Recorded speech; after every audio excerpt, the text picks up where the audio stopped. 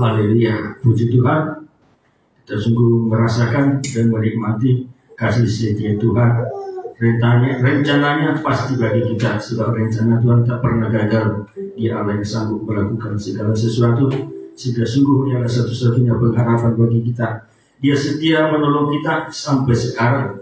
Haleluya. Kembali kita angkat pujian kita, sudah kita bangkit berdiri, berucapan syukur kita angkat pujian ini. Teruslah berseru kepadanya.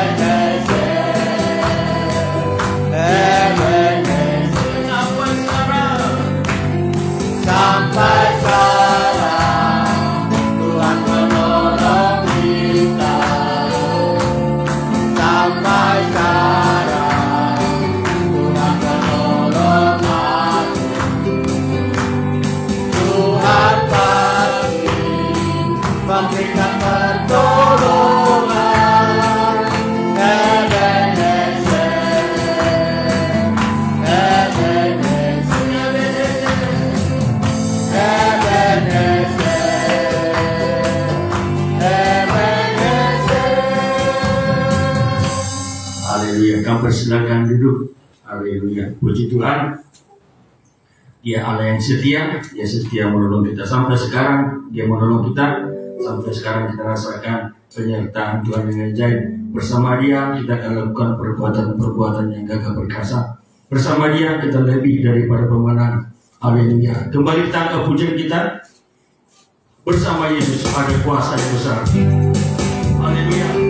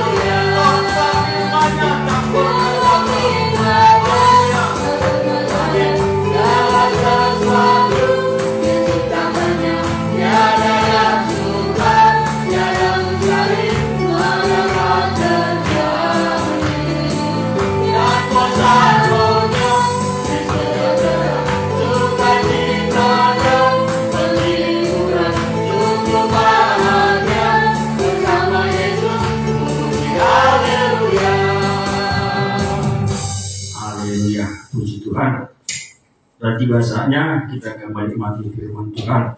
Firman Tuhan yang sanggup menolong kita. Sebab firman Tuhan tak pernah gagal. Saudara kita semua bersama kita bangkit berdiri. Tangga pujian kita semakin mulia. Dia mengubah.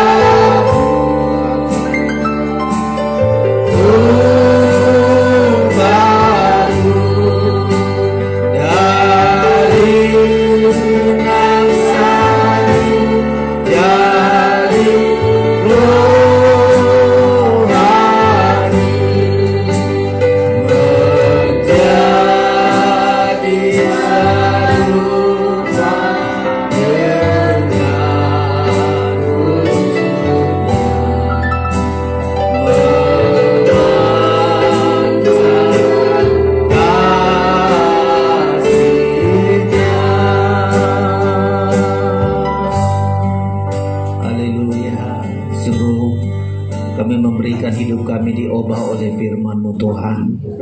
Kami tidak mampu berubah dari diri sendiri, tapi kuasa firman-Mu yang selalu berkuasa mengubahkan kami dari manusia berdosa, dari manusia daging ini Tuhan. Untuk Engkau angkat kami hidup di dalam kebenaran-Mu, hidup sesuai firman-Mu. Engkau terus layakkan kami, Engkau terus membentuk kami Tuhan Yesus. Karena hidup di dunia inilah kesempatan bagi kami untuk diubah, untuk menjadi serupa segambar dengan Tuhan, untuk kami masuk dalam kemuliaan-Mu ya Tuhan, kemuliaan mempelai yang sedang Engkau kerjakan dalam hidup kami. Kami bersyukur lewat firman-Mu yang selalu Engkau bukakan Tuhan. Jika ada kekurangan kami, Engkau tegur oleh kuasa firman-Mu, dan setiap teguran Tuhan adalah tanda kasih sayang Tuhan kepada kami, dan kami relakan hidup kami ditegur, bahkan diajar untuk menjadi hidup kami lebih baik lagi Tuhan Yesus. Urapi kami dalam mendengarkan firman-Mu, terlebih juga ada tubuh dan darah Kristus untuk kami mampu mempraktekkan firman-Mu Tuhan. Kami duduk dengan tenang, suasana sorga bagi kami, suasana ketenangan untuk menyambut firman-Mu Tuhan. Di dalam nama Yesus Tuhan kami peralaskan doa kami ini. Haleluya, amin. Silahkan duduk Bapak Ibu Saudara-saudara sekalian.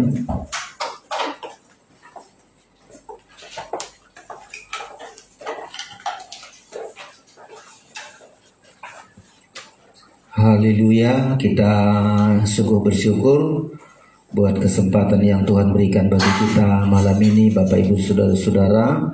Di tengah-tengah kesibukan kita masing-masing, kita memberikan waktu kita, mengorbankan waktu kita untuk datang memuji Tuhan, menyembah Tuhan, terlebih untuk mendengarkan firman, memberikan hidup kita untuk selalu diubah dan dibentuk oleh firman, melalui firman pengajaran dan perjamuan kudus yang Tuhan sediakan bagi kita malam ini saudara-saudara.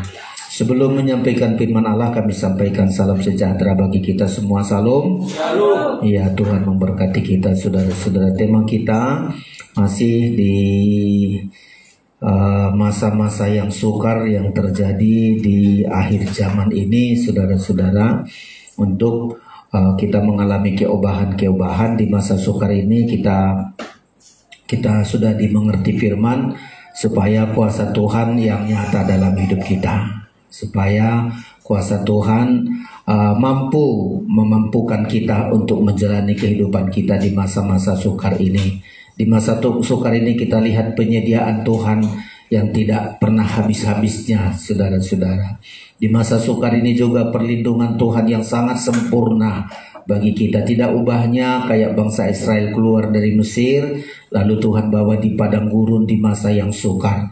Ya, Tuhan nyatakan di masa sukar itu supaya bangsa Israel mendapat kekuatan dari Tuhan. Sempurna Tuhan untuk memelihara mereka, sempurna Tuhan untuk melindungi mereka. Bahkan ketika ada diizinkan Tuhan hal-hal yang tidak sesuai dengan keinginan, tidak sesuai dengan kemauan kita, di dalamnya supaya kita belajar merendahkan diri, belajar percaya, belajar berseru saudara-saudara. Dan Tuhan sediakan perjalanan kita di masa-masa sukar ini adalah perjalanan penuh dengan mujizat-mujizat, seperti perjalanan bangsa Israel menuju tanah Kanaan penuh dengan mujizat-mujizat saudara-saudara. Tetapi di Alkitab kita mempelajari saudara-saudara, ada penyebab masa sukar di akhir zaman ini. Kita baca ini ayat yang sudah sering, namun kita ulangi dulu baca 2 Timotius pasal yang ketiga. Ya, secara jasmani banyak kemudahan-kemudahan saudara-saudara kita alami karena teknologi. Saudara-saudara, disediakan banyak kemudahan-kemudahan di akhir zaman ini. Tetapi yang menjadi penyebab kesukaran-kesukaran di Alkitab kita sangat jelas disebut saudara-saudara. 2 Timotius pasal yang ketiga ayat 1 sampai dengan ayat yang kedua, itu di perikopnya disebut keadaan manusia pada akhir zaman. Ayat 1 saya baca demikian, ketahuilah bahwa pada hari-hari terakhir akan datang masa yang sukar. Ketahui, waspadalah, hati-hatilah, peringatanlah bagi kita, di hari-hari terakhir akan datang masa yang sukar. Ya, kesukaran dimaksud bukan kesukaran dalam pekerjaan, karena banyak pekerjaan karena teknologi mempermudah kita dalam bekerja. Tetapi kesukaran yang dimaksudkan adalah mulai dari ayat 2. Manusia akan mencintai dirinya sendiri. Inilah penyebab kesukaran-kesukaran. Semakin maju teknologi, barangkali kita digiring untuk hanya memikirkan diri sendiri, mencintai diri sendiri, mementingkan diri sendiri, bertuhankan diri sendiri. Ini yang harus kita waspadai, saudara-saudara. Makanya disebut ketahuilah. Terjemahan yang paling mendekati lagi, waspadalah, hati-hatilah, saudara-saudara ya. Manusia akan mencintai dirinya sendiri. Kebaktian minggu sudah kita pelajari ini, saudara-saudara. Ini menantang hukum Tuhan, karena Tuhan berkata, kasihilah Tuhan Allahmu dengan segenap hatimu, segenap akal budimu dan kekuatanmu. Setelah itu kasihilah sesamamu manusia seperti diri sendiri. Tetapi hal ini tidak akan dipraktikkan manusia di akhir zaman. Manusia akan mencintai dirinya sendiri. Semua yang didapatkan hanya untuk diri sendiri. Yang penting senang dirinya, tidak peduli bagi orang lain, tidak peduli agama, tidak peduli bagaimana tanggapan orang. Tapi manusia akan cenderung hanya mengasihi diri sendiri, hidup untuk diri sendiri. So, inilah penyebab kesukaran-kesukaran. Ketika diusik kepentingannya, dia bisa membunuh orang. Ketika diusik kesenangannya, dia bisa berlaku kasar, berlaku tidak baik kepada orang lain. Kita lihat di situasi kita akhir zaman ini. Bisa aja karena ketersinggungan dirinya sendiri bisa membunuh keluarganya, membunuh banyak karena diri sendiri. Ya, dia hanya mengasihi dirinya sendiri, jangan tersinggung. Inilah yang sering saudara-saudara. Kebutuhannya jangan diganggu orang. Ya. Dan inilah yang membuat banyak kesukaran-kesukaran di akhir zaman ini. Kemudahan-kemudahan banyak, saudara-saudara, tapi kesukaran-kesukaran karena manusia mencintai dirinya sendiri. Di hari Minggu udah jelas, bahkan kebaktian Biston juga sudah saya sampaikan ini, saudara-saudara. Tapi malam ini kita belajar apa lagi penyebab sehingga hari-hari terakhir adalah masa yang sukar. Penyebab yang kedua adalah manusia menjadi hamba uang. Mereka menjadi hamba uang. Nah, inilah saudara-saudara. Ya, moga-moga teknologi ini tidak membuat kita, saudara-saudara, diperbudak oleh uang. Ya, menjadi hamba uang. Saudara tahu penciptaan manusia diciptakan oleh Tuhan bukan untuk hamba uang, bukan hamba perkara-perkara dunia ini. Tuhan justru berkata, marilah kita menjadikan manusia supaya mereka berkuasa. Bukan menjadi hamba, tapi orang berkuasa. Ya, kekuasaan inilah sekarang nggak kita miliki lagi.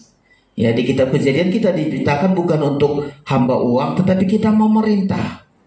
Ya, kita berkuasa atas bumi ini. Jangan diperhamba oleh bumi ini, saudara-saudara. Dihamba pekerjaan, diperhamba oleh uang, materi, diperhamba oleh materi-materi yang ada di ini yang harus kita waspadai, saudara-saudara.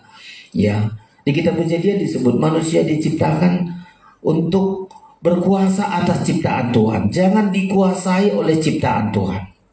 Ini yang harus kita bedakan supaya kita juga bisa keluar dari masa-masa yang sukar ini. Kitab Kejadian, saudara-saudara, kita temukan di Alkitab kita. Ya, kitab Kejadian pasal yang ke-1, kitab Kejadian 1.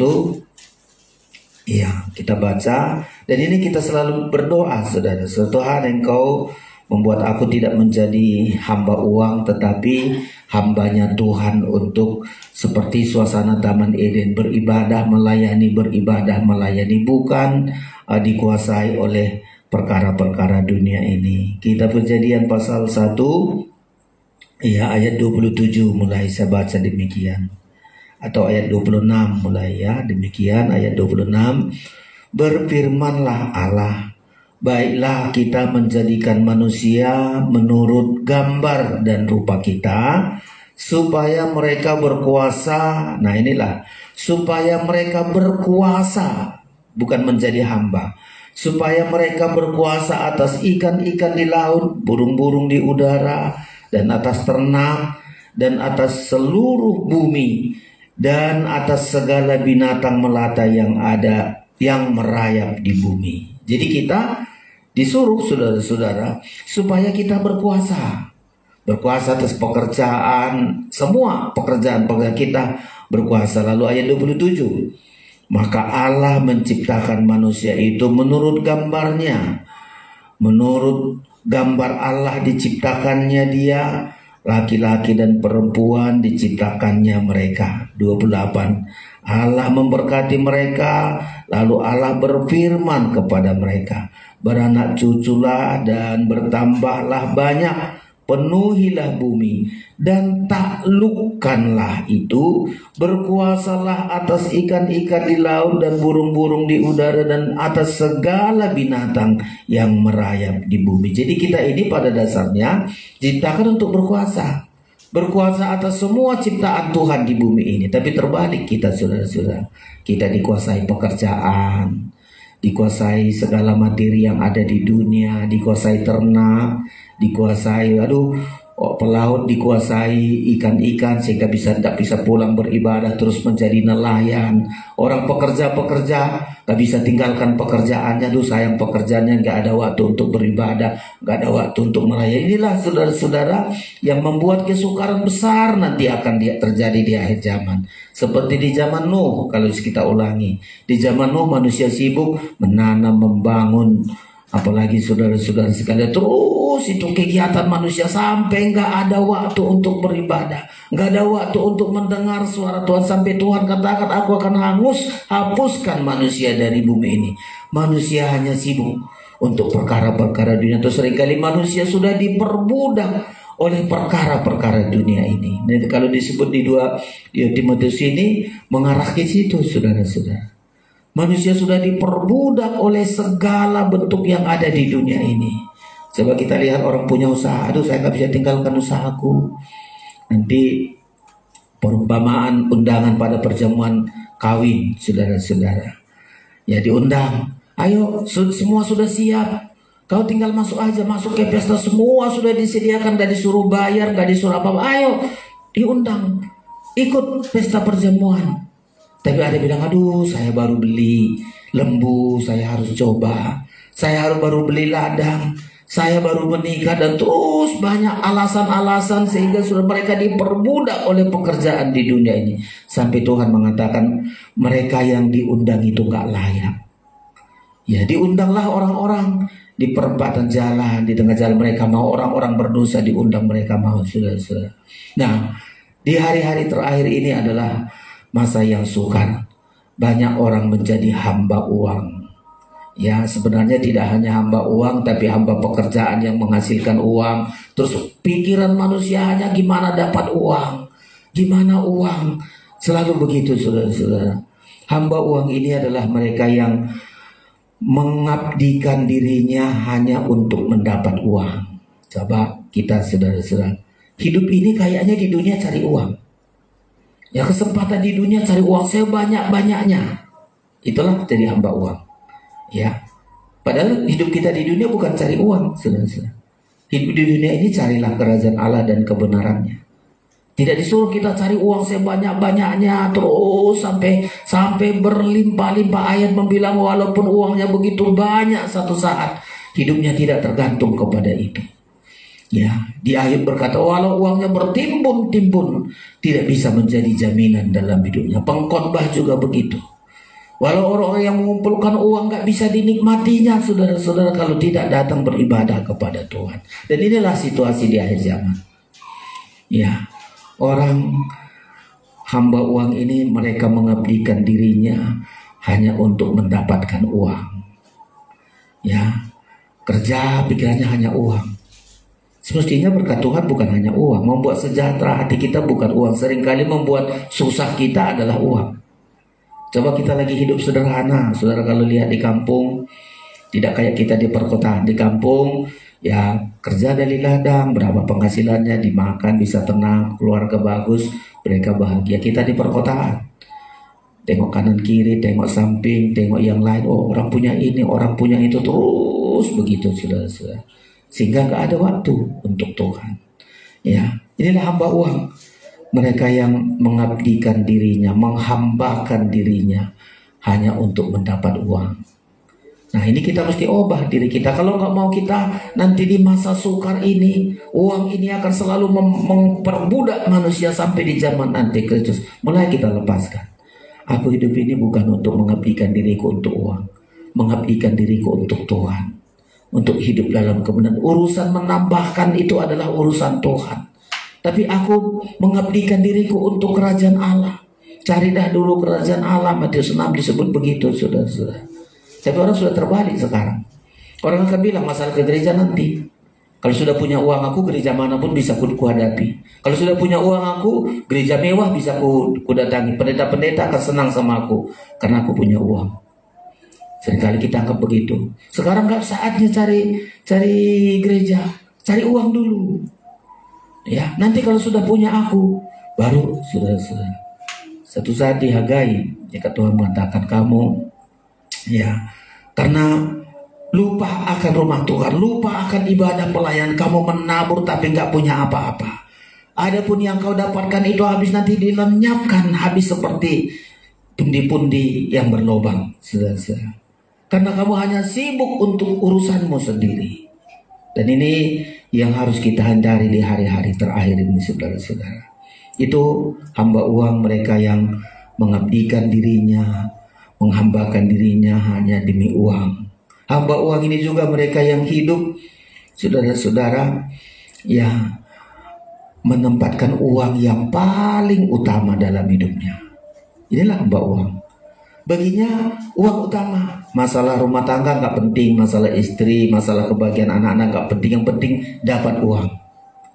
Inilah sekarang sudah, makanya banyak orang, suami kerja di sana, istri kerja di situ, anak-anak terlantar. Ya, nggak salah, saudara-saudara. Tapi kali-kali nggak ada waktu untuk bertemu, nggak ada waktu untuk beribadah. Lama-lama curiga, suami dengan si curiga, keuangan masing-masing. Aduh, saudara-saudara, sukar. Inilah masa-masa yang sukar dan kita lihat sekarang. Orang kan bilang gimana bisa kau bisa hidup begini, suami bekerja di sana, istri kerja di sini demi uang, saudara-saudara.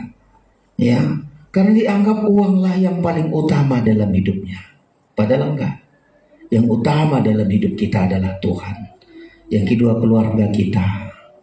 Keluarga Tuhan, keluarga itu terutama, saudara-saudara. Apalagi hamba uang ini, saudara-saudara. Ya, sama itu hamba uang ini mendapatkan uang menjadi tujuan hidupnya. Uang menjadi tujuan, segala sesuatu tujuannya uang. Ya, sekolah, kerja dapat uang, terus uang. Sampai terakhir, saudara-saudara, hamba uang ini mereka menggantungkan hidupnya kepada uang. Ya, nggak ada uang, gimana saya bisa hidup? Makanya kami hamba Tuhan selalu dididik dulu. Jangan menggantungkan dirimu kepada uang, bergantunglah kepada Tuhan. Kalau engkau nggak punya uang, kau nggak lapar. Ya, kalau kau nggak punya makanan, nggak apa-apa. Tuhan kasih engkau sehat, tak makan. Coba. Bangsa Israel juga diajar Tuhan begitu, saudara-saudara. Mereka hamba uang ini, saudara-saudara, dikuasai dengan tamak dan serakah. Inilah membuat manusia sukar masa-masa yang sukar di hari-hari ini. Dan kita mohon kepada Tuhan supaya kita dilepaskan, saudara-saudara, kelepasan ini. Karena uang dan mamon ini sama-sama, saudara-saudara. Mamon itu kuat kuasanya, uang itu begitu berkuasa. Tuhan itu juga berkuasa, dan banyak orang lebih memilih uang daripada Tuhan. Ya, kalau Tuhan tidak usah terlalu banyak dicari, gereja terbuka kemana-mana. Tapi kalau uang, lapangan pekerjaan, bisnis, sulit, saudara-saudara. Makanya banyak orang memilih meninggalkan Tuhan, yang penting dapat uang. Makanya kita memohon kepada Tuhan, saudara-saudara. Masa-masa sukar ini bisa kita lewati. Kita bukan hamba uang, kita hambanya Tuhan. Kita hamba kebenaran. Kita hamba Tuhan untuk terus berjuang. Mamon itu nggak ada pernah kebenaran. Mamon itu tidak jujur, kata Alkitab. Ya.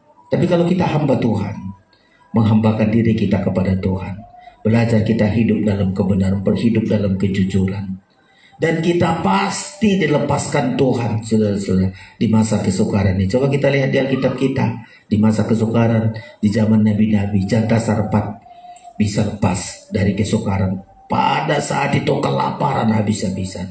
Percaya dia kepada Tuhan. Banyak lagi hamba-hamba Tuhan, anak-anak Tuhan yang keluar dari kesukaran-kesukaran itu. Dia bukan diperhamba oleh perkara dunia ini, tapi dia percaya kepada Tuhan, mempercayakan hidupnya kepada Tuhan. Mereka melihat keajaiban-keajaiban yang terjadi dalam hidupnya, saudara-saudara sekalian. Ciri mereka yang menjadi hamba uang, salah satu nggak pernah puas dengan pendapatannya. Diamsal Sulaiman seringkali begitu, nggak pernah puas dengan uang. Pengkhotbah seringkali begitu, nggak pernah puas.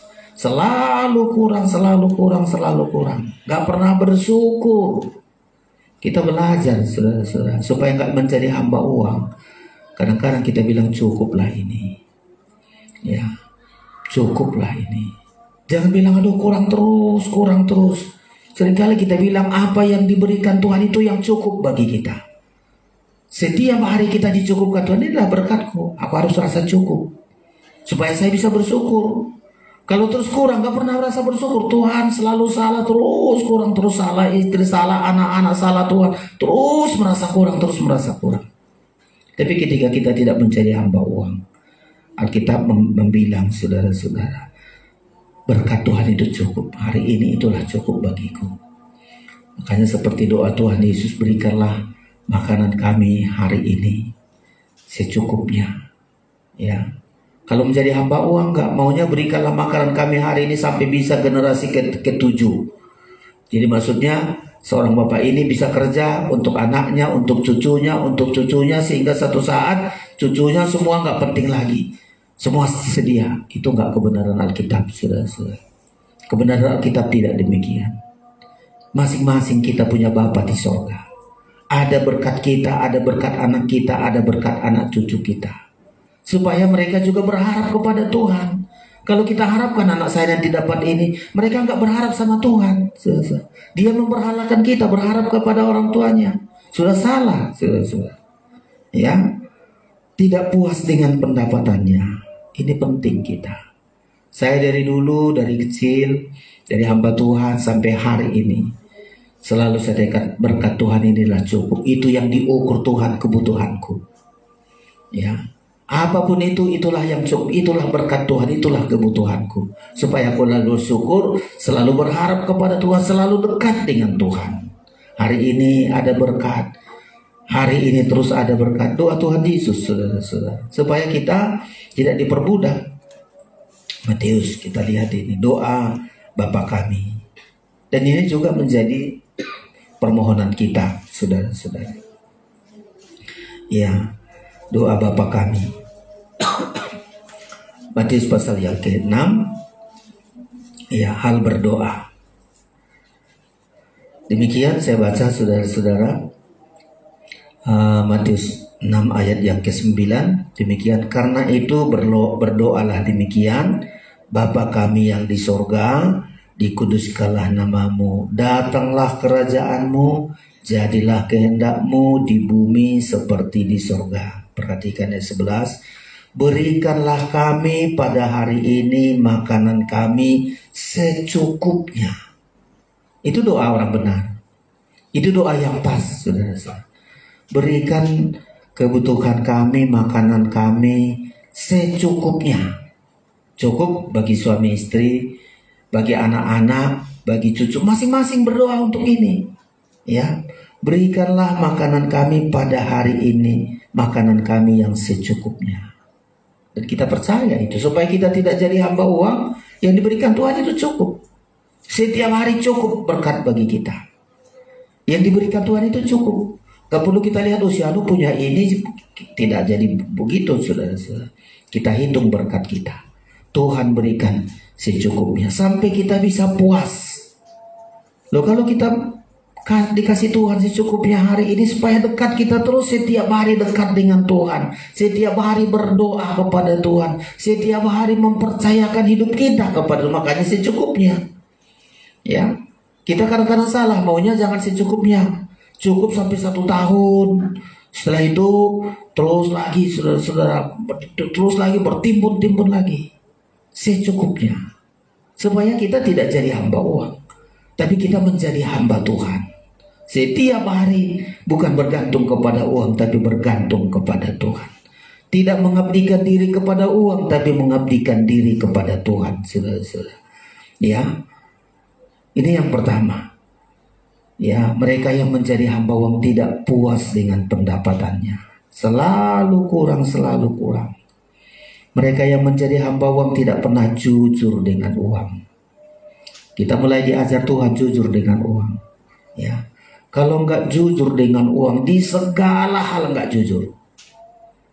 Itu kata kami di pendidikan dulu. Kalau kau jujur, setia, kalimat jujur ini jujur dengan uang, maka semua akan menjadi baik. Semua akan menjadi baik. Coba kalau kita nggak jujur dengan uang, jahat di dalam keuangan, aduh hancur-hancuran. Jujur dengan uang itu sumber kebahagiaan dalam hidup kita. Nggak ada curiga. Coba kalau suami istri jujur dengan uang, anak-anak juga jujur dengan uang, nggak ada saling curiga. Saya bertahun-tahun juga saya ajari kepada anak-anak kita jujur dengan uang. Ya, kalau ini uang kita sekian mau kita habiskan, ini masih kecil-kecil dari Silia sama si Petrus. Kalau mau kita habiskan satu hari ini, ya kita habiskan. Kau jajan sana, tapi hari Selasa, hari Rabu, hari terusnya nggak dapat apa-apa lagi. Udah mereka bilang yang penting sederhana lah Pak. Ya, ini anak-anak ini sudah. Saya bawa jajannya kadang-kadang nggak dijajankan di rumah, di sekolah mahal kali uang jajan, udahlah nggak dijajankan. Kenapa? So, jujur dengan uang, jujur dengan uang, ya. Karena kalau nggak jujur, anak Tuhan jujur dengan uang. Kalau di luar Tuhan nggak pernah jujur, kata Alkitab. Uang itu adalah mamon, itu adalah mamon yang tidak jujur. Itu di tangan orang yang menjadi hamba uang. Tapi kalau kita jadi hamba Tuhan, mamon itu akan membuat kita semakin jujur sampai nggak ada dosa di dalam keuangan kita. Itulah ibaratnya saudara-saudara. Nggak ada dosa dalam keuangan. Mulai dari mendapatkannya harus jujur kita. Ya, kalau bukan bagian kita, jangan kita bilang itu bagian kita. Kalau itu bukan gaji kita, jangan ambil. Ya, supaya kita jujur dengan keuangan.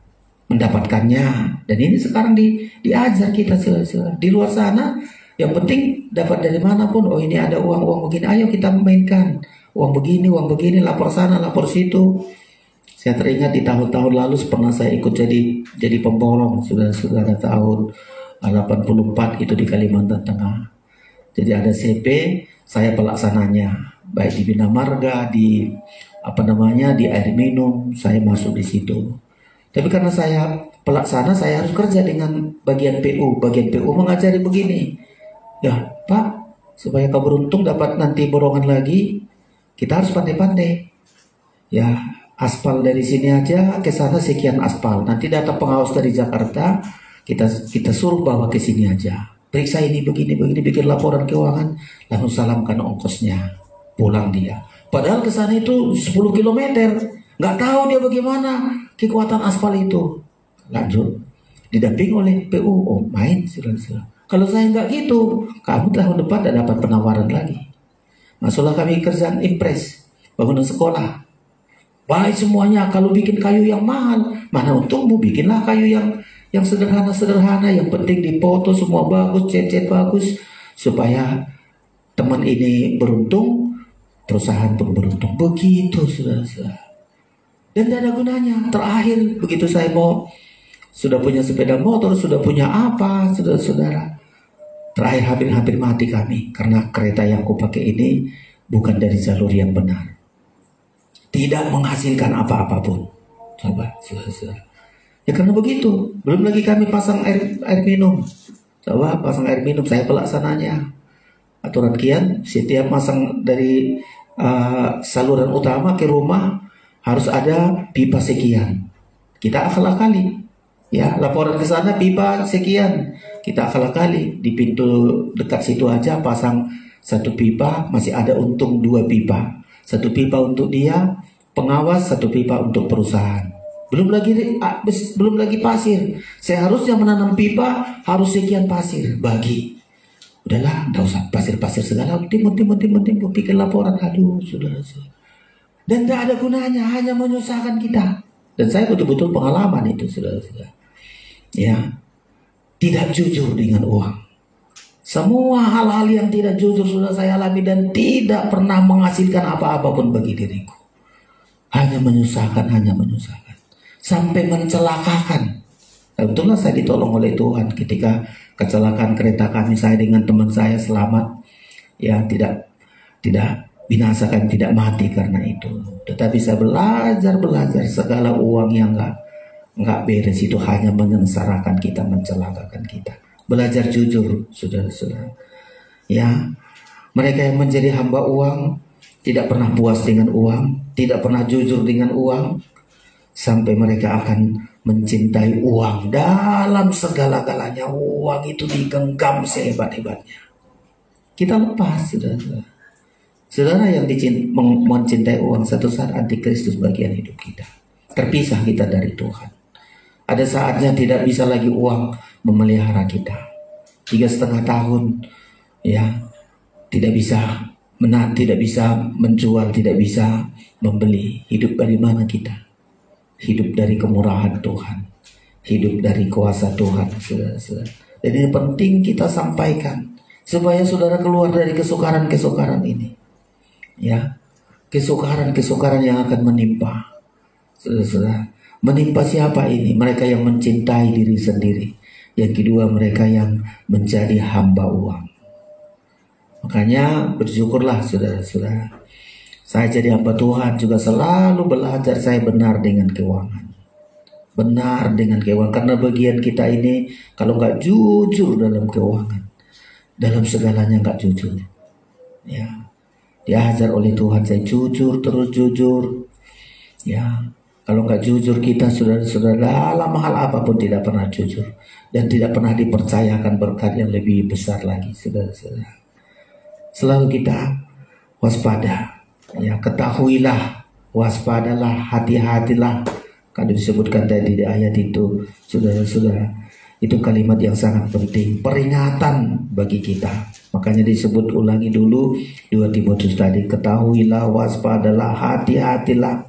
Peringatan ini kepada kita, ya, supaya kita jangan mencintai diri sendiri, ya, dan jangan menjadi hamba uang. Saya ulangi baca 2 Timotius ini, saudara, supaya kita semakin waspada, semakin hati-hati. Saya baca begini, ketahuilah, ya, kalimat ketahui ini, peringatan ini, ya, waspadalah, hati-hatilah, ya, bahwa pada hari-hari terakhir akan datang masa yang sukar. Manusia akan mencintai dirinya sendiri dan menjadi hamba uang. Dan kita mohon ini, saudara-saudara, ya, orang menjadi hamba uang sangat sulit. Mengembalikan 1/10 itu berat rasanya, ya, karena hamba uang berat rasanya, nggak jujur dalam 1/10. Ya, kalau di perjanjian baru sampai 1/10 penghasilan paling kecil itu dihitung. Karena belajar jujur, saudara-saudara. Ya, supaya nggak ada dosa di dalam keuangan. Jujur, mulai mengembalikan 1/10. 1/10 itu 1% dari penghasilan kita. Jadi nggak dikira-kira, aduh seginilah ya, ya. Kita harus segitu pendapatan kita, kasih 1/10. Korban khusus berapa terdorong kita, tergerak. Jadi tidak dihitung berapa persen itu, tapi yang terdorong hati untuk pekerjaan Tuhan, untuk rumah ibadah, untuk pembangunan tabernakel, itu korban khusus yang terdorong hatinya. Bisa saja tidak sama dengan 1/10, atau bisa juga melebihi, atau tidak seperti 1, tapi yang terdorong hati, ya, untuk pekerjaan Tuhan, saudara-saudara, dan harus kita lakukan, ya, jujur, saudara-saudara. Kalau kita jujur, pasti Tuhan pun akan berada di tengah-tengah kita, ya, jujur, ya. Sekarang agar kita tidak menjadi hamba uang, pertama, saudara-saudara, beribadah dengan disertai rasa cukup. Inilah supaya kita dilepaskan. Jadi jangan beribadah tujuannya uang. Coba, kalau beribadah tujuannya uang nanti akan diusir oleh Tuhan. Banyak orang beribadah tujuannya uang. Kami hamba Tuhan seringkali melayani tujuannya uang. Satu saat diusir Tuhan. Ya, ibadah kita tujuannya bukan uang. Tujuan ibadah kita mempersembahkan sesuatu kepada Tuhan, itu tujuan ibadah. Bukan untuk mendapat uang. Terbalik ini, saudara-saudara. Kadang kita kan, aku mau beribadah, ya, supaya dapat uang, mencari uang. Enggak, saudara-saudara. Justru kita beribadah itu mempersembahkan kepada Tuhan, mempersembahkan sesuatu kepada Tuhan, bukan untuk mendapat sesuatu. Walaupun memang Tuhan kasih kepada kita, saudara-saudara. Ya, agar kita tidak menjadi hamba uang. 1 Timotius pasal yang ke-6, beribadahlah kita dengan rasa cukup. Ya, jadi jangan beribadah untuk mencari perkara jasmani, saudara-saudara. Ya, mencari, mari 1 Timotius pasal yang ke-6, rasa cukup, rasa syukur.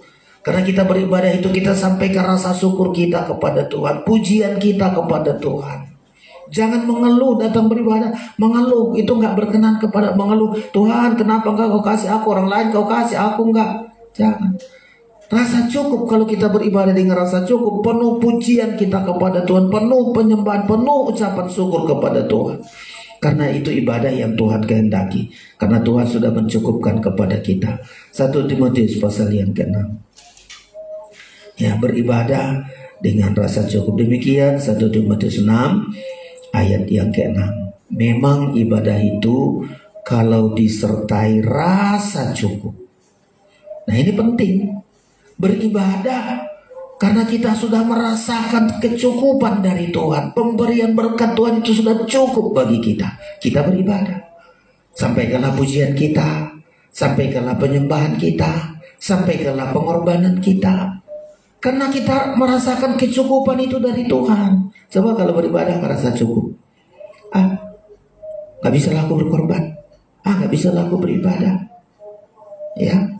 Atau hanya cari-cari perkara-perkara jasmani kayak di zaman Tuhan Yesus. Ya. Ibadah itu kalau disertai rasa cukup memberi keuntungan besar. Wah. Beribadah kita dengan rasa cukup, keuntungannya nanti sangat luar biasa. Apalagi kalau kita beribadah dengan rasa cukup, pujian, penyembahan kita, pengagungan kita, persembahan kita kepada Tuhan. Karena kita sudah melihat kuasa Tuhan mencukupkan kita, diberi kepada kita keuntungan yang besar. Coba, apa keuntungan besarnya? Makin dilimpahkan berkat kepada kita, makin diberikan bahagia sejahtera. Itu keuntungannya. Semakin diberkati kita, tambah sukacita, tambah bahagia hidup kita. Itu keuntungan besar. Ya, di samping itu nanti kita masuk jadi mempelai Kristus, masuk pesta nikah anak domba Allah, kerajaan 1000 tahun sampai selama-lamanya di surga. Beribadah dengan rasa cukup. Jangan kayak bangsa Israel di padang gurun tidak rasa cukup. Mati mereka semua, nggak sampai ke tanah perjanjian karena nggak merasa cukup. Selalu kurang, yang nggak ada kuburannya Musa, makanya kau bawa kami ke sini. Terus kurang, mau dilempari Musa, salah Tuhan, terus begitu saudara. Ya, jadi agar kita tidak menjadi hamba uang, beribadahlah kita dengan rasa cukup. Bersyukur kita kepada Tuhan. Coba kalau kita ingat rasa cukup, saya seringkali begini bilang sama Tuhan. Ya, di luar sana pun manusia susah hanya cari makan. Saya beribadah, berdoa, tepuk tangan. Tuhan adakan, Tuhan mudahkan segalanya. Coba, masih rasa kurangkah kita terhadap Tuhan? Ya, coba kita tengok orang lain. Sudah usaha begini, punya sesuatu nggak bahagia, nggak senang, anak-anak hancur-hancuran, ribut, aduh, sudah hartanya banyak, suami istri berantem, anak-anak nggak jelas kemana-mana, nggak suka cita, nggak bahagia. Coba kita sudah lihat, tapi kita bersyukur. Seberapapun penghasilan kita, kita rasa cukup. Lalu kalau kita beribadah dengan memuji Tuhan, menyembah Tuhan, mempersembahkan sesuatu kepada Tuhan, dan kita akan nikmati keuntungannya lebih besar lagi. Inilah supaya kita tidak menjadi hamba uang. Beribadahlah kita rasa cukup. Ya, cukup. Kadang-kadang penting kita bilang cukup ini. Ya, cukup. Kadang-kadang kita nggak pernah bilang sesuatu itu cukup. Saya dulu di masih miskin-miskin kali kami di zaman saya kecil, saudara-saudara. Zaman SD sampai SMP makan pun payah kalau di kampung kami. Ya, tahun 70-an begitu, saudara-saudara. Kata saudara masih hidup tahun 70-an. Ya, tahun 71, 72. Kalau kami makan, saudara, makan ubi dulu, makan singkong. Ya, setelah itu nanti mama kami bilang supaya nggak bau napasmu, makanlah nasi dikit. Jadi kita makan ubi dulu, sebelum sekolah ini makan ubi. Lalu mama kita suruh makanlah nasi sedikit.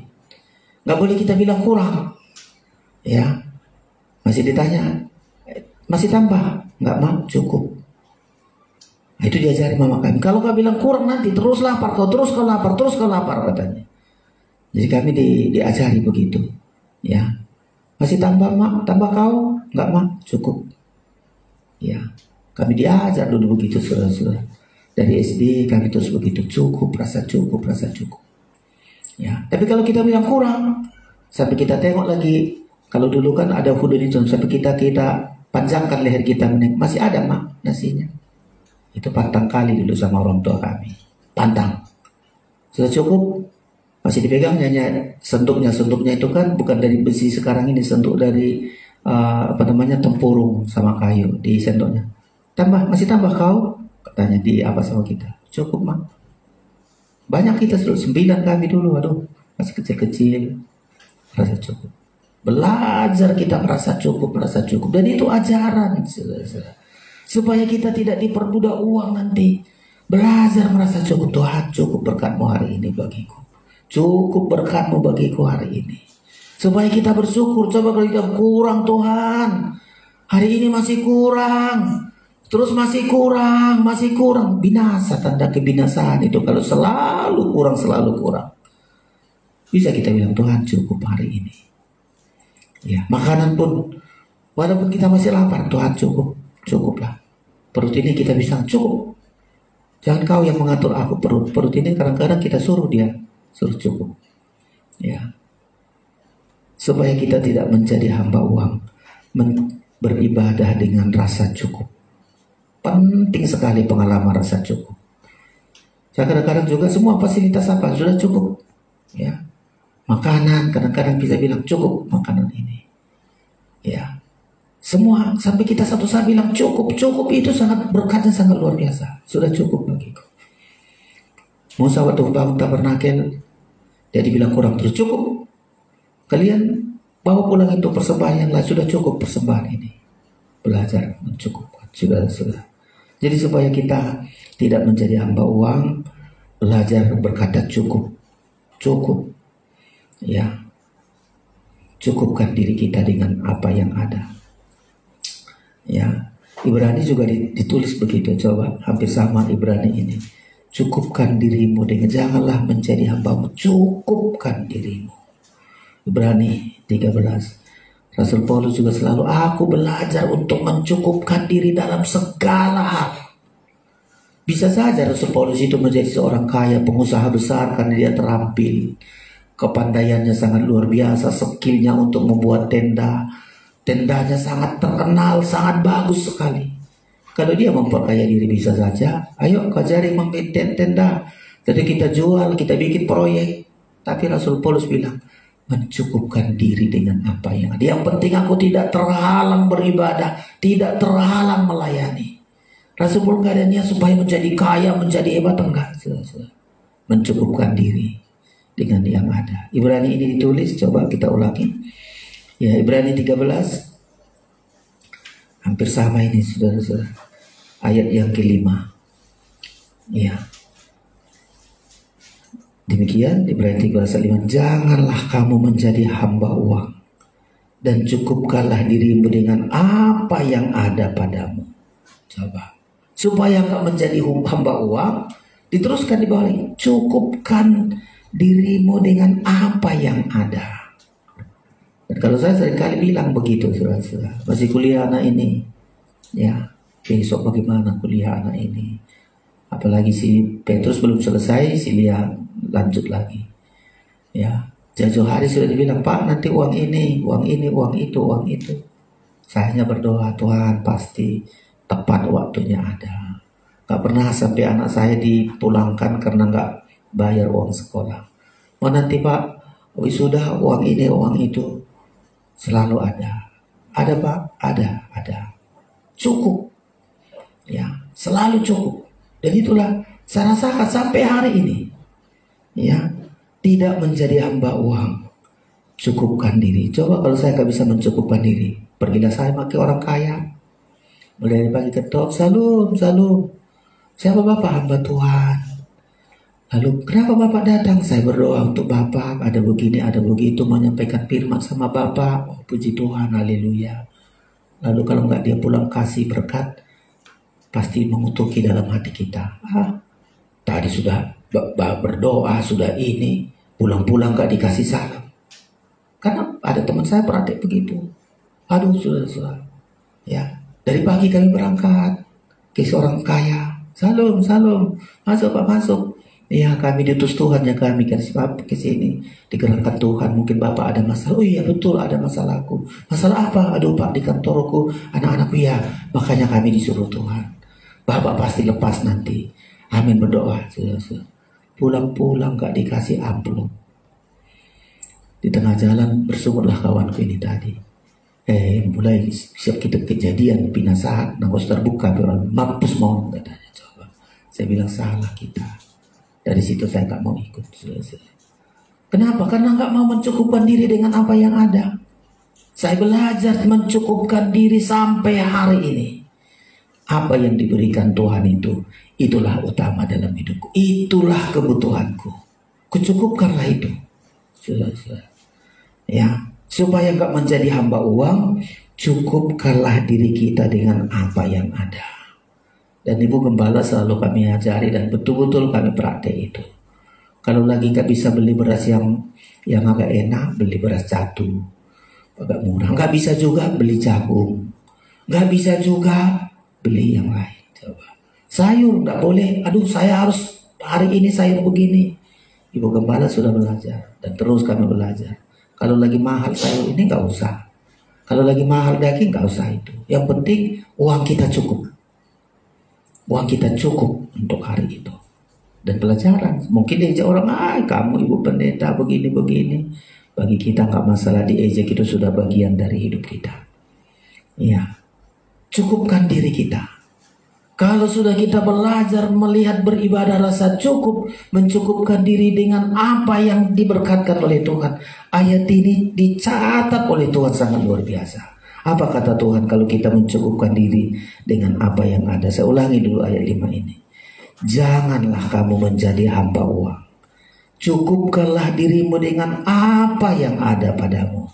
Jadi belajar cukup ini rahasia besar, saudara-saudara.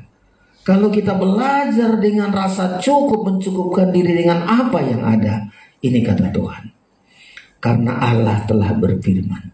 Aku sekali-kali tidak akan membiarkan engkau. Itulah hebatnya kalau kita mencukupkan diri. Tidak jadi hamba uang. Ya. Aku sekali-kali tidak membiarkan engkau. Aku sekali-kali tidak meninggalkan engkau. Itulah hebatnya. Jadi ketika kita tidak lagi jadi hamba uang, bisa mencukupkan diri kita dengan apa yang ada. Tuhan tidak pernah membiarkan kita. Disebutkan aku sekali-kali tidak akan membiarkan engkau. Itu artinya apa? Tuhan campur tangan ketika kita butuh. Ketika kita butuh tidak dibiarkan Tuhan. Tuhan buka jalan dari sana. Tuhan buka jalan dari sini. Tuhan buka. Itulah Tuhan tidak biarkan kita kekurangan, dipermalukan. Makanya kalimat ini, aku sekali-kali tidak membiarkan engkau. Gak sampai dipermalukan kita. Itulah kalau kita tidak jadi hamba uang. Tidak dibiarkan Tuhan kita dipermalukan. Tidak dibiarkan Tuhan kita mati kelaparan. Tidak dibiarkan Tuhan karena kita miskin lalu dihina-hina orang. Tidak dibiarkan Tuhan. Kalimat tidak dibiarkan itu berarti Tuhan selalu campur tangan. Tuhan selalu hadir. Saya mulai pegang dulu kalimat ini, sangat diberkati oleh Tuhan. Belajar cukupkan diri dengan apa yang ada. Mulai dari saya tahu jadi hamba Tuhan, maka seringkali kesaksianku, kalau gak sanggup aku beli baju baru, ya udah, leher baju kiri kau balik-balik. Gak peduli sama aku itu. Ya nggak sanggup aku beli sepatu, ya sepatuku tadi aku beli ke tukang sol sepatu, masih bisa dibaiki, telapaknya bisa dibaiki, saya pakai. Sudah. Dan Tuhan tidak pernah membiarkan aku dipermalukan. Tidak akan dibiarkan Tuhan kita dipermalukan. Asal Tuhan tengok, oh ini hambaku satu ini belajar mencukupkan diri dengan apa yang ada. Kalau makanan tak perlu terpeduli sama aku. Kadang-kadang cukup air saja, siram dengan air panas sudah mantap saya. Sudah. Nggak terlalu makan harus favorit ini, enggak. Kadang-kadang diajak orang aku makan ke restoran, kesal aku rasa nunggu makanannya lama kali. Mendingan aku masak di rumah. Masak di rumah sih coba kita, murah lagi, nggak payah-payah. Kadang-kadang diajak teman di restoran, ayo ke restoran, pilih ikan macam begini, nunggunya sudah mampu, sudah sampai duluan, kampung asam lambung kita. Aduh, nggak ada, sudah sekalian. Ya. Sampai begitu kita cukupkan diri kita dengan apa yang ada. Dalam segala hal cukupkan diri. Tuhan bilang, sekali-kali tidak aku membiarkan engkau. Jadi kalau kita tidak hamba uang, Tuhan akan selalu kita lihat.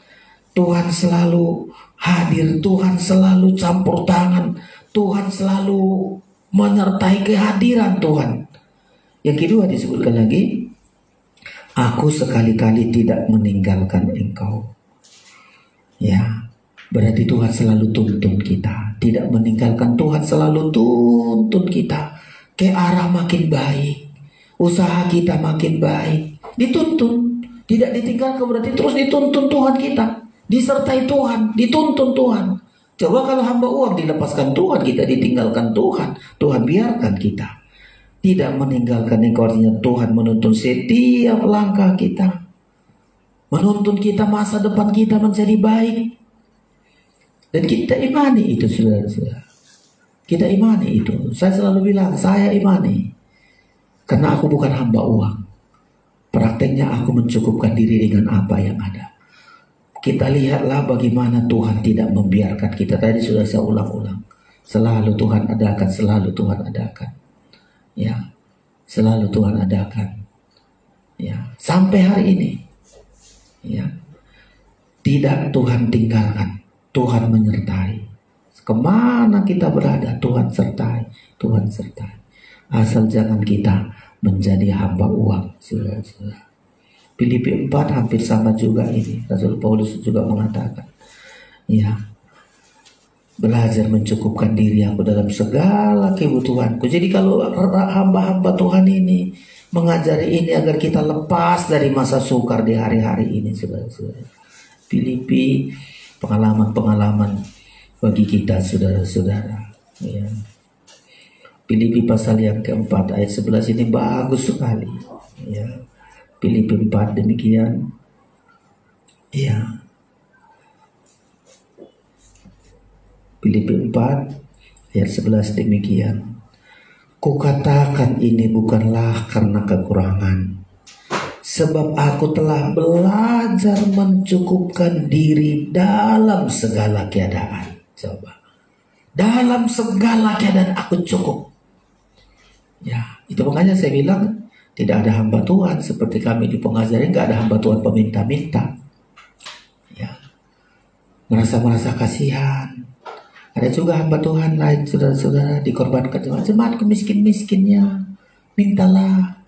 Coba. Bertaruhkan jemaatnya, dibilang jemaatnya miskin-miskin supaya dia mendapat.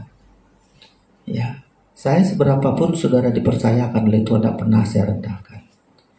Ya, orang yang merendahkan, masa Pak Maksir jemaatmu berapa? Kok bisa anakmu kuliah? Jemaat Pak Maksir berapa? Kok bisa punya ini, bisa punya itu? Ya, sementara kami, jemaat kami sekian. Aduh, gak bisa punya itu, gak punya itu. Gak pernah saya merendahkan, seberapapun jemaat itu saya percaya. Ya, itu yang dipercayakan oleh Tuhan pasti cukup adanya. Rasulullah bilang ini, belajar mencukupkan diri dalam segala keadaan. Dalam keadaan apa ini mencukupkan diri? Aku tahu apa itu kekurangan. Jadi kalau dia kekurangan, mencukupkan diri. Ya, bahkan saat kelimpahan, aku tahu itu apa. Kelimpahan dia cukup diri. Kita kelimpahan tidak mau rasa cukup, terus sama aku, terus sama aku. Coba kalau saat kita Rasul Paulus kelimpahan, buat tenda lalu bisa dijual, kasih pemberitaan Injil, dibiayai kawannya, ayo beritakan Injil, cukup bagi dirinya supaya maju pekerjaan Tuhan. Kita kan kadang-kadang gak bisa bilang begitu, terus sama kita saja, sama kita saja. Saat kelimpahan gak bisa kita bilang cukup. Ya, kadang-kadang waktu kekurangan kita bisa pandai cukuplah ini. Tapi ketika kelimpahan, kadang kita bilang ini bukan berkatku, ini berkat ini untuk orang lain. Itulah kalau kita belajar mencukupkan diri. Belajar mencukupkan diri saat kekurangan. Mencukupkan diri saat kekurangan, gak minta-minta. Ya, gak menipu. Itu mencukupkan diri saat kekurangan. Mencukupkan diri saat kelimpahan, dan saya belum ini. Tapi seringkali juga saya belajar. Ya, berkat ini bukan untukku. Ya, dulu masih saya seringkali begitu ketengok anak hamba Tuhan, lahir anaknya, dia cerita, "Om, kami gak punya ini, Om." Langsung tergerak hatiku. Berkat ada ini bukan untukku. Aku sudah cukup, kucukupkan diriku, ku kasih kepada dia. Itulah belajar mencukupkan diri saat kelimpahan. Ada uang kita, ya. Lagian kita tidak sangat butuh kali itu. Ya, kita bisa bilang cukup untukku. Untukku cukuplah. Kasih dulu sama dia. Kasih sama dia. Itulah supaya kita melihat Tuhan tidak biarkan kita dan Tuhan tidak tinggalkan kita. Nah, belajar untuk mencukupkan diri saat kekurangan sudah pandai. Tapi kadang-kadang belum kita pandai mencukupkan diri saat kelimpahan. Ya, kita belajar saudara-saudara. Kadang-kadang ada teman kita sangat membutuhkan. Ada teman buka gereja, buka pelayanan. Ya, saya juga selalu rindu itu. Kita, mestinya bagi kita bisa itu. Tapi kita bilang, barangkali dia sangat butuh. 10 kilo beras sangat dibutuhkan. Kadang dia bersaksi, betul Om, waktu itu kami gak punya apa-apa. Kadang-kadang kita digerakkan Tuhan bawa telur. Ya, berapa biji lah saudara-saudara. Aduh, pas kali Om, kami sudah lama mencoba. Saat kita ada bisa kita cukupkan diri kita, bisa-bisa memberi bagi orang lain. Itu pelajaran supaya kita tidak jadi hamba uang, saudara-saudara. Coba satu saat diajar kita jemaat untuk cukuplah dulu untuk kita ini. Berkat ini coba kita alihkan sama orang. Berkat ini coba kita alihkan untuk yang lain. Luar biasa berkatnya, saudara-saudara. Luar biasa berkatnya. Ya, waktu kamu wanita di sini, luar biasa saudara-saudara diberkati. Ya, mencukupkan diri untuk aku cukuplah ini. Tapi berkat ini mau kuberikan, mau kuberikan, mau kuberikan. Kita lihat Tuhan tidak pernah membiarkan kita. Kita melihat Tuhan tidak pernah meninggalkan kita. Untuk rahasia mencukupkan diri. Makanya Rasul Paulus memberitahu, belajar mencukupkan diri dalam segala keadaan. Kalau dia kekurangan, belajar mencukupkan diri. Kalau dia kelimpahan, belajar mencukupkan diri. Sampai dibilang gini, dalam segala hal dan dalam segala perkara. Masih ulangi ya, Filipi 4 tadi masih itu hilang ya. Ulangi lagi Filipi 4. Supaya kita tidak jadi hamba uang, supaya kita jadi hamba Tuhan, saudara-saudara ya. Saya ulangi begini. Ya. Ayat 11 lagi kita ulangi ya, demikian. Kukatakan ini bukanlah karena kekurangan, sebab aku telah belajar mencukupkan diri dalam segala keadaan. Aku tahu apa itu kekurangan, dan aku tahu apa itu kelimpahan. Dalam segala hal, dalam segala perkara tidak ada sesuatu yang merupakan rahasia bagiku. Baik dalam hal kenyang maupun dalam hal kelaparan. baik dalam hal kelimpahan maupun dalam hal kekurangan. Segala perkara dapat kutanggung, itu hebatnya ya. Segala perkara dapat kutanggung di dalam Dia yang memberi kekuatan kepadaku. Dalam kekurangan cukupkan diri. Mampu dia menanggung kekurangan itu. Dia nggak jadi minta-minta. Dalam kekurangan dia nggak melakukan dosa. Dalam kekurangan dia cukup. Saat kelimpahan dia bisa cukup untuk diriku. Cukup untuk diriku. Ya, sampai dia dapat menanggung karena Tuhan yang memberi kekuatan kepadanya. Ya, lanjut 14. Namun baik juga perbuatanmu, bahwa kamu telah mengambil bagian dalam kesusahanku. Waduh, itu sangat luar biasa, saudara-saudara.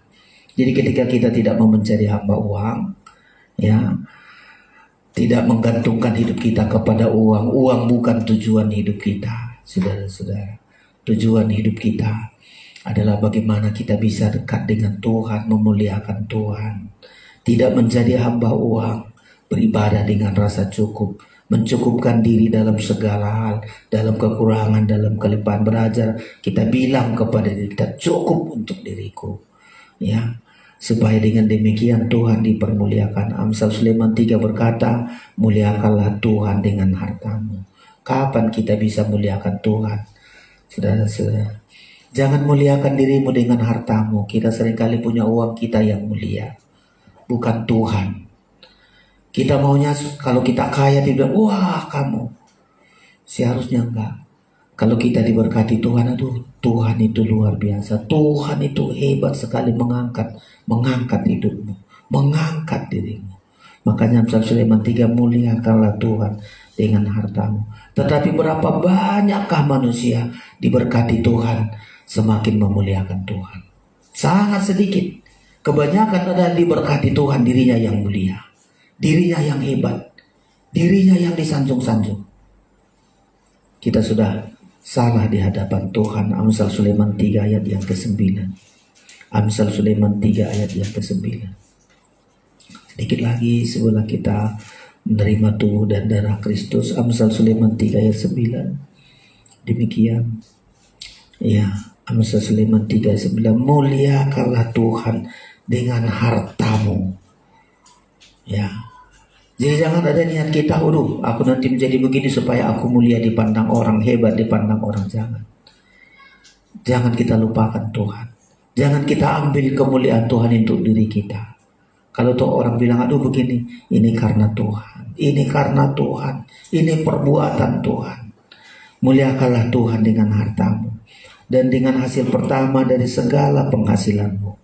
Makanya hebat kali kalau kita bisa dengan harta kita Tuhan dipermuliakan, dengan penghasilan kita Tuhan dipermuliakan. Kita lihat lagi berkat Tuhan disediakan. Kalau dengan kita diberkati Tuhan dipermuliakan, lalu Tuhan tambah lagi 10. Maka lumbung-lumbungmu akan diisi penuh sampai melimpah-limpah, dan bejana pemarahanmu akan meluap dengan air buah anggunnya. Coba. Jadi niat kita, kalau kita diberkati oleh Tuhan, muliakanlah Tuhan. Kita lihat lagi berkat Tuhan terus gak habis-habisnya, terus mengalir, saudara-saudara. Ya, jangan menjadi hamba uang. Belajar cukup. Banyak orang yang tidak jadi hamba uang untuk belajar mencukupkan diri. Belajar rasa cukup. Ya, saya melihat teman-teman, ya, beberapa, ya, baik di gereja waktu saya pengerja, banyak juga mereka merasa cukup untuk dirinya sendiri. Dulu waktu di Kalimantan, gembala kami hebat-hebat sudah kerja di PU, kerja begini, tapi dia seringkali bilang, saya cukup untuk diri saya. Bawa ke penginjilan. Ya, kalau pergi kami ke daerah-daerah, ke sungai, dulu sungai, siapkan semua. Karena dari sana gak ada apa-apa, siapkan makanan terus. Karena apa? Cukup untuk diri. Sekarang saatnya untuk berbuat bagi orang lain. Berbuat bagi orang lain. Ini pelajaran supaya kita tidak menjadi hamba uang. Kita menjadi hamba Tuhan. Semua berkat bukan untuk diri, disalurkan. Selalu kita bisa bilang, saatnya cukup untukku. Ya, selama kita nggak bisa cukup untuk diriku, itulah masih kita dikuasai kebinasaan. Kebinasaan yang selalu bilang untukku. Selalu kurang. Tapi kalau kita ingin melihat Tuhan tidak meninggalkan kita. Ya, kalau kita melihat Tuhan selalu ada bersama dengan kita. Belajar cukupkan diri. Belajar merasa cukup. Ibadah itu kalau merasa cukup, keuntungannya besar. Saudara, kalimat itu tadi, merasa cukup. Kita bisa bilang cukup diriku. Belajar berbuat sama orang. Gak rugi kita. Alkitab membilang berbuat sama orang itu menabur.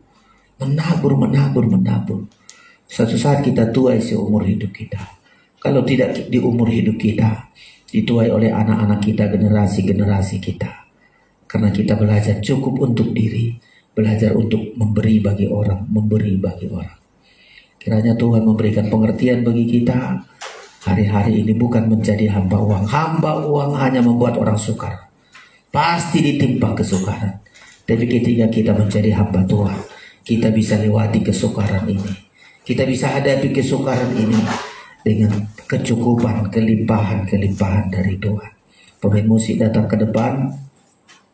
Kita akan menerima tubuh dan darah Kristus yang akan menopang kita, beri kekuatan bagi kita untuk menjadi pelaku firman. Kita naikkan pujian kita kepada Tuhan.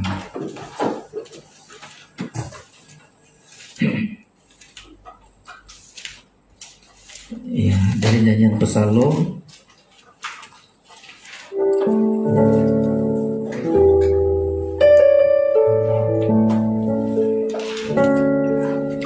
Ku mau hidup dalam kasih, Psalm 57. Kita mau hidup di dalam kasih, belajar memberi, bisa berkata kepada diri kita cukup untukku. Ya. Psalm 57, ku mau hidup dalam kasih. Semua bangkit berdiri, kita naikkan pujian.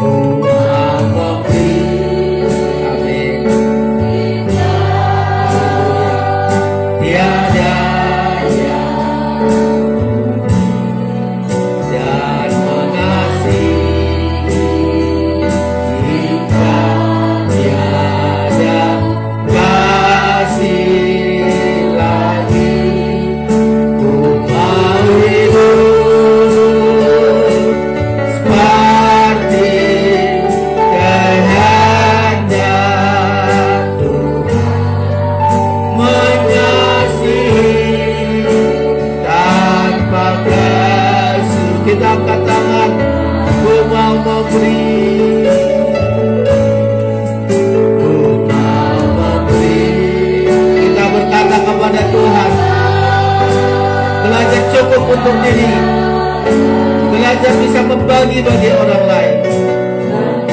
Masih hingga tiada kasih lagi, ku mau hidup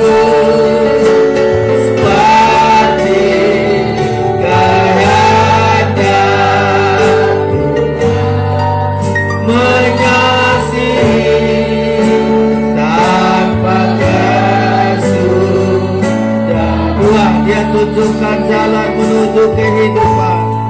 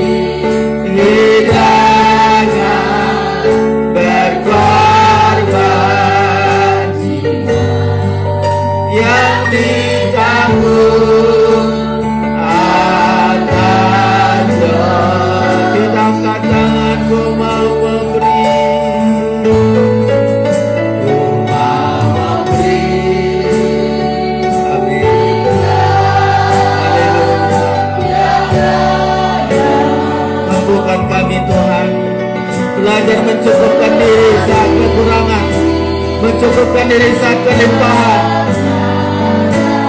Kasih lagi ku mau hidup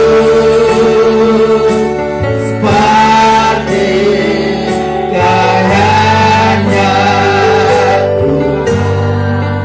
mengasihi tanpa kesusahan. Sekali lagi, turunkan tangan sekali lagi. Ku mau memberi, ku mau memberi. Amin Tuhan. Kami yakin firman-Mu. Ketika kami mencukupkan diri, Engkau tidak tinggalkan kami Tuhan. Engkau tidak biarkan kami. Kami melihat kuasa Tuhan lebih hebat atas hidup kami. Kasih hidup seperti kehendak Tuhan, mengasihi tanpa kesusahan. Mari kita sembah.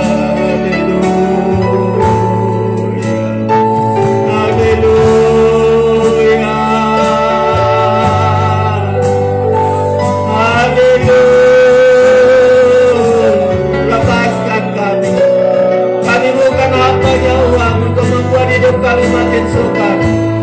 Malam ini Kau adakan kelepasan hidup Tuhan. Kami hamba Tuhan. Engkau tidak akan biarkan kami, Kau tidak tinggalkan kami. Ketika kami tidak jadi hamba uang, tapi kami bisa mencukupkan diri kami kepada hamba Gula firman ini, pada kami semua Tuhan firman ini. Engkau akan lepaskan kami dari kesukaran akhir zaman. Haleluya, haleluya. Engkau lakukan bagi kami Tuhan. Haleluya,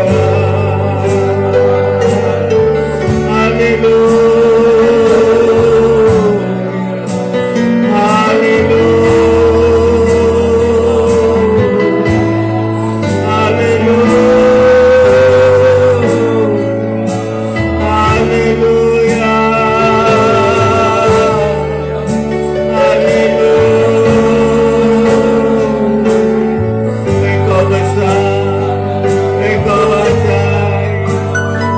Tuhan yang dahsyat, Engkau Tuhan yang agung mulia. Haleluya, haleluya.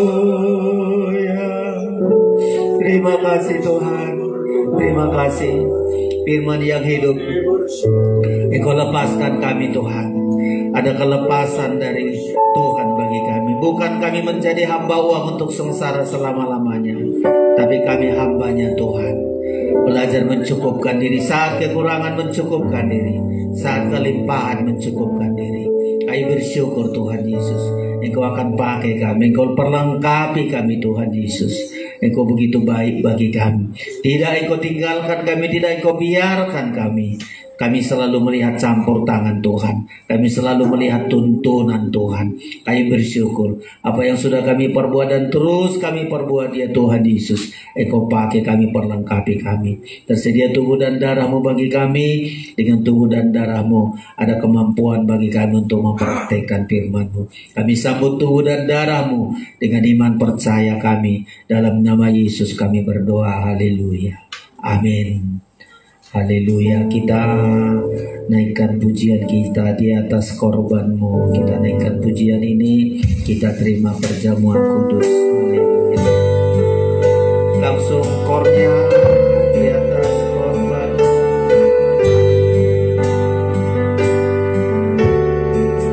Di atas korban-Mu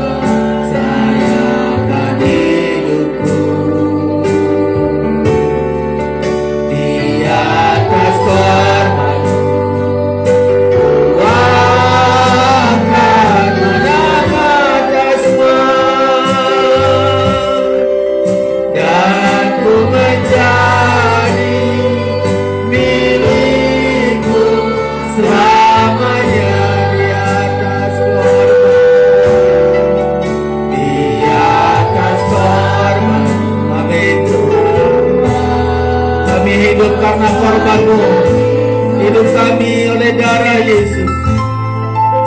Di atas korban-Mu, ku percayakan hidupku. Semua kita bangkit berdiri. Di atas korban-Mu, ku akan menang atas dan ku menjadi milik-Mu selamanya, dan ku menjadi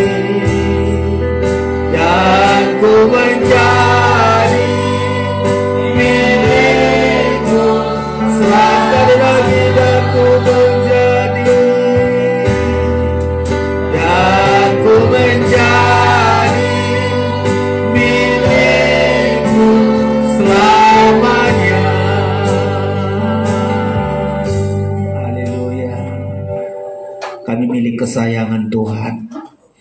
Karena kami bukan lagi jadi hamba uang. Belajar kami Tuhan untuk mencukupkan diri, baik saat kekurangan, saat kelimpahan, untuk kemuliaan Tuhan. Engkau perlengkapi kami Tuhan Yesus. Tubuh dan darah-Mu ini memberikan kekuatan bagi kami, supaya kami menjadi pelaku firman-Mu. Kami menjadi hidup dari firman-Mu. Engkau nyatakan bagi kami, Engkau yang memikul segala kelemahan kami, menanggung segala sakit penyakit kami. Dan kegenapan itu ada dalam hidup kami malam ini. Terima kasih Tuhan. Saudara, angkat tinggi-tinggi tubuh Kristus, dengarkan firman Allah. Sebab apa yang telah kuteruskan kepadamu telah aku terima dari Tuhan, yaitu bahwa Tuhan Yesus pada malam waktu Ia diserahkan mengambil roti, dan sesudah itu Ia mengucap syukur atasnya. Ia memecah-mecahkannya dan berkata, "Inilah tubuhku yang diserahkan bagi kamu. Perbuatlah ini menjadi peringatan akan aku." Kita makan bersama dalam nama Tuhan Yesus Kristus.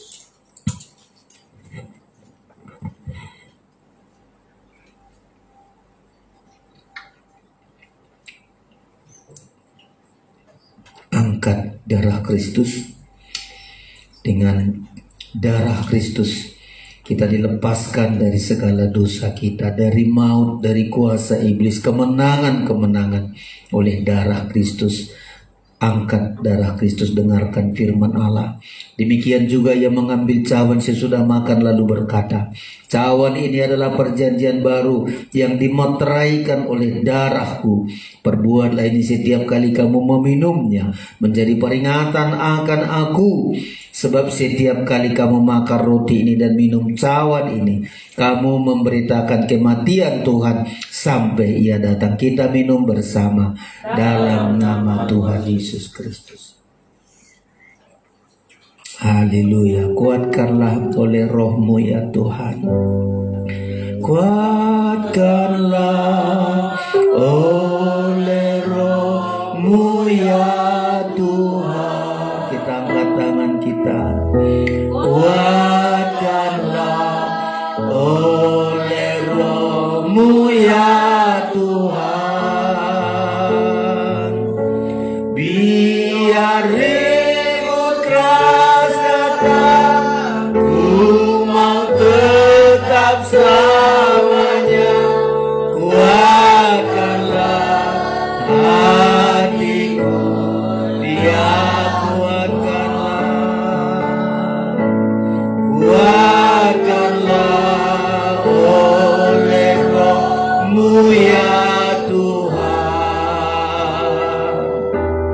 Kuatkanlah oleh roh-Mu ya Tuhan. Biar ribut keras datang, ku mau tetap selamanya. Kuatkanlah hatiku ya Tuhan. Terima kasih Tuhan Yesus. Di masa-masa yang sukar, hari-hari yang sukar ini, kami memastikan diri kami menjadi hamba Tuhan. Engkau tidak pernah meninggalkan kami. Engkau tidak pernah Tuhan meninggalkan kami. Engkau selalu hadir. Campur tangan Tuhan selalu kami lihat dalam hidup kami. Firman-Mu malam ini untuk menggairahkan kami Tuhan. Belajar kami untuk berkata cukup untuk diri kami. Dan bagi kemuliaan Tuhan, semua banyak hal lagi yang penting kami perbuat bagi pekerjaan-Mu ya Tuhan Yesus. Terima kasih buat hidup kami untuk menjadi pelaku firman-Mu. Engkau masih beri kesehatan, beri kesempatan bagi kami di bumi ini untuk kami makin banyak lagi melayani. Engkau memuliakan Engkau ya Tuhan Yesus. Terima kasih Tuhan. Kami bersyukur. Kami akan memberikan persembahan kami dengan sukacita. Dalam nama Yesus kami berdoa. Haleluya. Amin. Mari saudara-saudara, kita akan berikan persembahan kita dengan sukacita sebelum kita keberhasilan. Ya, kita naikkan pujian kita ini dengan sukacita. Kita imani semakin dekat dengan Tuhan, kita melihat keberhasilan, kesehatan, keselamatan dari Tuhan.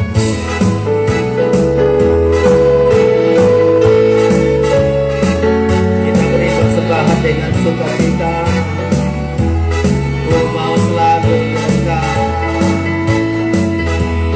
ku mau selalu dekat hanya pada Tuhan, bergaul selalu dengan Yesus. Kebenaran firman-Nya, amin, menuruskan aku hingga ku sempurna seperti Dia. Kasih karunia, amin, meningkat berkatnya melimpah di dalam hidupku. Keberhasilan dan kesehatan, keselamatan dari Yesus. Semua kita bangkit berdiri.